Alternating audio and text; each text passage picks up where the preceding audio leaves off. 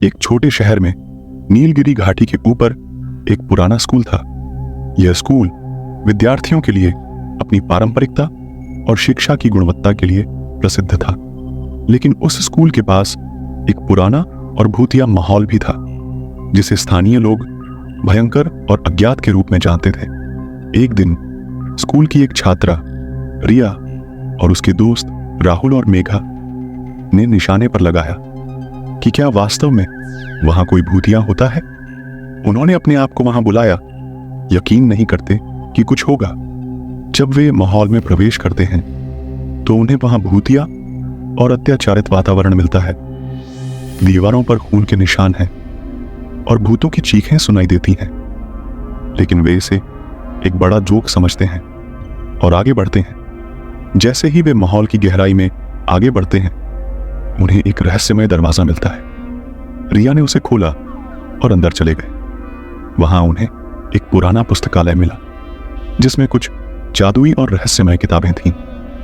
वे किताबें पढ़ने लगे और उन्हें यह अनुभव हुआ कि इस माहौल में कुछ अत्याधुनिक और अज्ञात शक्तियों का अध्ययन किया जाता है, लेकिन वे उसे ध्यान नहीं देते और अध्ययन करने का आनंद लेते हैं।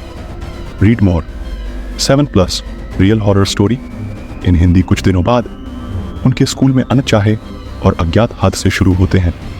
विद्यार्थियों और शिक्षकों के साथ गुस्सा और अप्रत्याशित घटनाएं घटना शुरू होती हैं। रिया, राहुल और मेघा को लगता है कि उनके अध्ययन के अनुसार यह सब हादसे माहौल में छिपी शक्तियों के कारण हो रहे हैं। अब उन्हें उस माहौल के रहस्य को हल करने की जरूरत होती है, नहीं तो और अधिक भयानकता का सामना करना पड़ेगा। वे माहौल के गहराई में उतरते हैं और उस रहस्यमय दरवाजे की ओर बढ़ते हैं, लेकिन जैसे ही वे दरवाजे को खोलते हैं, उन्हें एक और दुनिया का सामना होता है। यह एक दुनिया है जो उनके अंदर छुपी हुई थी, जिसे उन्होंने कभी सोचा भी नहीं था। माहौल के अंदर एक पुरानी और अज्ञात शक्ति उनका स्वागत करती है, जिसने उन्हें इस अद्भुत साहसी का हिस्सा बना दिया।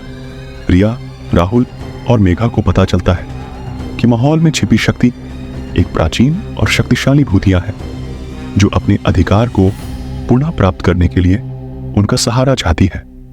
उन्हें उस शक्ति के साथ निपटना होगा अब, अन्यथा वे उसके शिकार हो जाएंगे। माहौल के गहराई में उन्होंने शक्ति के साथ लड़ने के लिए एक अन्य मुकाबला किया। उन्होंने अपने जोश और आत्मविश्वास का उपयोग किया और उसे हराया। इससे माहौल की भूतियां शक्ति शांत हो गई और उन तीनों ने उसे पुनः नीलगिरी घाटी के निकट लौटाया। यह अनुभव उन तीनों के लिए एक सच्ची शिक्षा का संदेश बन गया। उन्होंने सामने आए डर से मुकाबला किया और अपनी साहसिकता और संगठन का परिचय किया। वे जान गए कि हर मुश्किल का सामना करने के लिए उन्हें आत्मविश्वास, साहस और टीम वर्क की आवश्यकता होती है। नीलगिरी घाटी स्कूल की भूतिया माहौल की डरावनी कहानी ने रिया, राहुल और मेघा को एक साथ लाकर उन्हें एक अद्भुत और संजीवनी अनुभव का अवसर प्रदान किया।